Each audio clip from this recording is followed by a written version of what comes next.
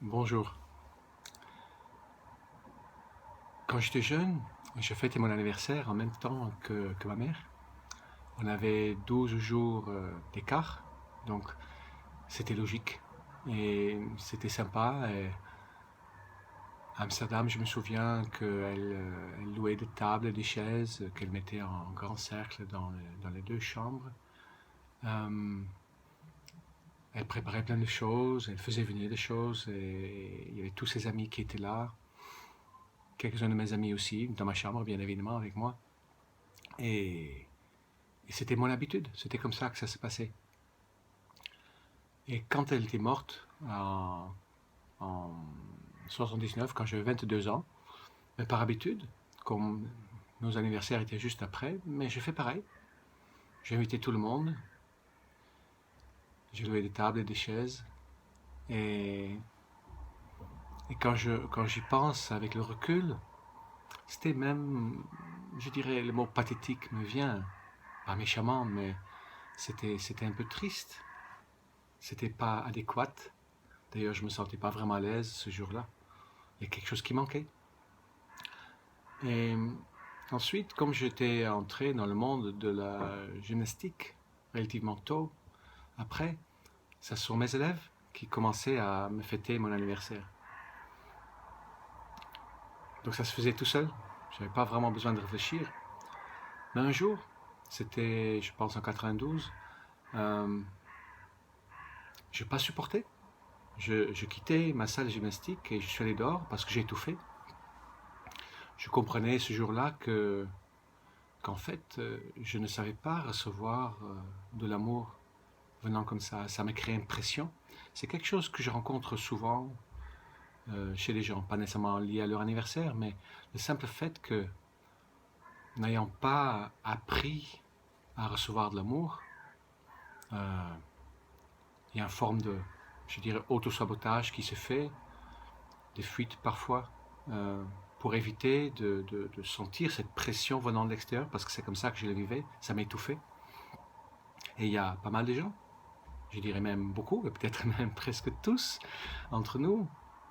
Il y en a qui ont eu de la chance, mais il y en a beaucoup, beaucoup, beaucoup qui n'ont pas appris comment être aimé, de recevoir cet amour. Et ça fait comme une espèce de bouchon dans un tuyau entre deux cœurs qui se bouche, qui est bouché et qui pousse comme ça.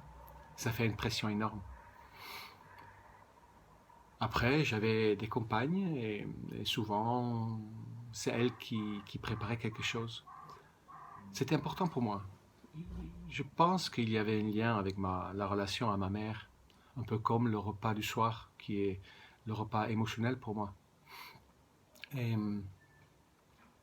mais il est arrivé à un moment donné, c'était autour de 1995-2000, je pense, où mon anniversaire était, peut-être plus tard, je ne me rappelle plus exactement, mais il y avait un moment où mon anniversaire ne suscitait pas un, une organisation venant de quelqu'un d'autre. Et j'avais toujours beaucoup de mal avec cette notion d'inviter quelqu'un et quelque part les obliger à fêter mon anniversaire. Dans mon esprit, ça devait venir de l'autre. C'est à l'autre d'avoir envie de m'apprécier ou pas. Et, et je me trouvais comme ça plusieurs années de suite. Je me souviens bien, tout seul, euh, seul. Je me sentais seul. J'étais vraiment dans un état de solitude. Je me souviens que je marchais au bord de la mer à Cannes, qui avait le kermesse qui se préparait pour Noël, le marché de Noël, et que j'étais triste et perdu, et que je me sentais rejeté, abandonné, peut-être même avec une petite touche d'injustice ou de trahison, puisque j'aimais bien faire des choses pour les autres. Et là, à un moment donné, l'idée m'est venue de me dire, mais c'est pas à toi d'attendre que quelqu'un a envie de fêter ton anniversaire. Ton anniversaire est important pour toi. Et d'ailleurs, le jour d'anniversaire, ça veut dire quoi en fait? Parce que on pourrait dire oui, les astres sont configurés pareil et tout ça. Il y a quelque chose qui qui ont un lien avec ta journée de naissance, mais dans le sens que tout est illusion. Ça devient seulement peut-être une journée où tu te fêtes, une occasion pour toi de montrer que tu t'aimes, toi. Et comme ça, tu n'attendrais rien de l'autre. Et depuis ce jour-là, jusqu'à l'année passée, en fait, je me créais un scénario pour la journée que je préparais parfois quelques semaines d'avance pour être sûr que s'il fallait faire des réservations, qu'il y avait de l'espace. Et j'aimais bien commencer, par exemple, en allant chez le coiffeur le matin, après d'aller manger quelque chose avec ma compagne ou avec des amis. Ensuite, aller au spa, me faire masser. Un beau massage, bien évidemment. Pas dans un spa, mais quelqu'un qui prenait le temps. J'aime les longs massages. Et après ça, d'aller m'acheter un cadeau. Voilà, c'était un petit rituel.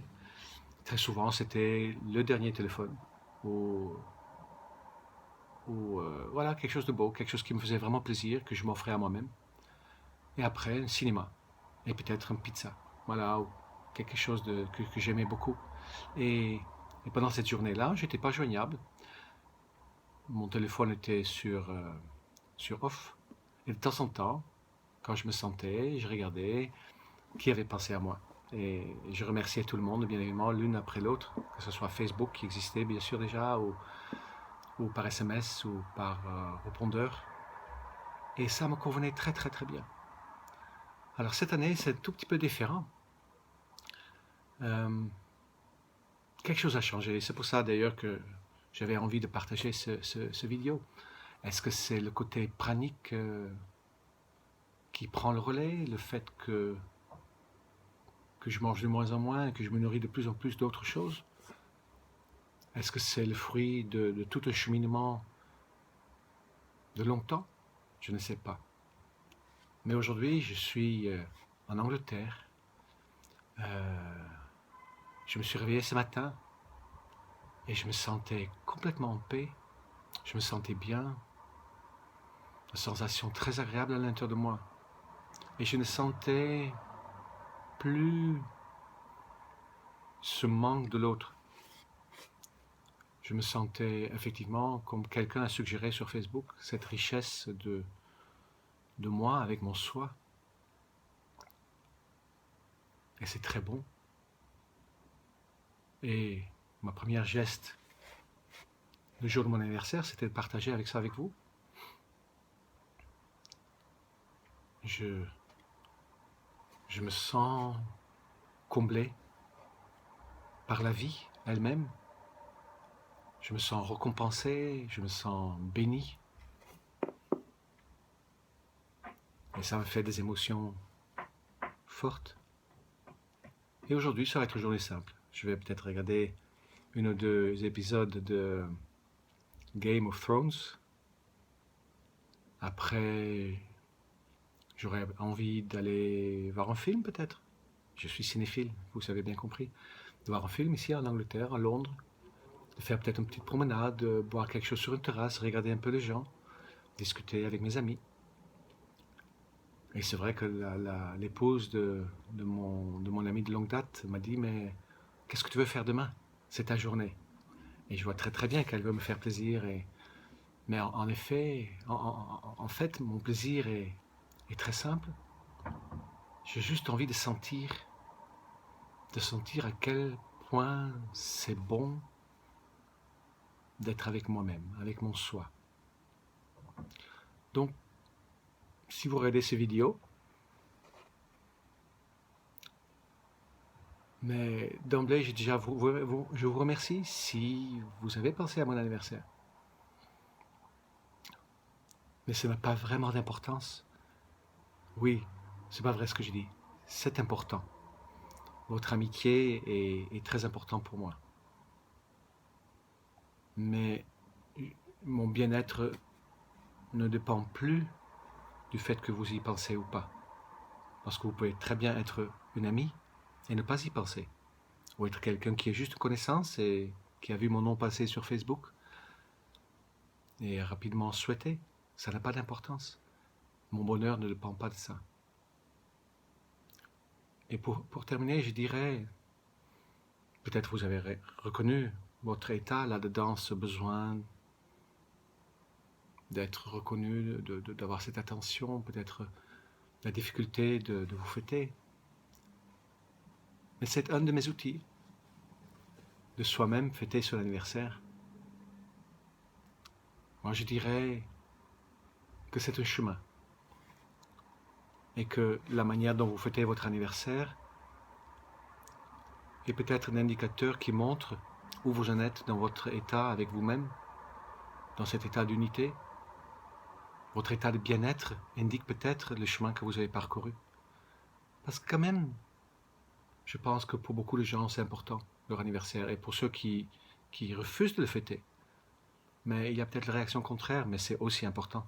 Parce qu'il y en a aussi qui ne veulent pas fêter leur anniversaire. Une réaction très forte.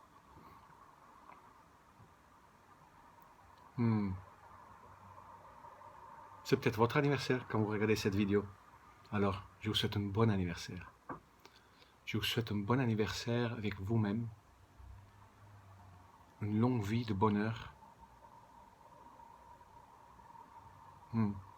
Merci et je vous souhaite une très belle journée. Au revoir.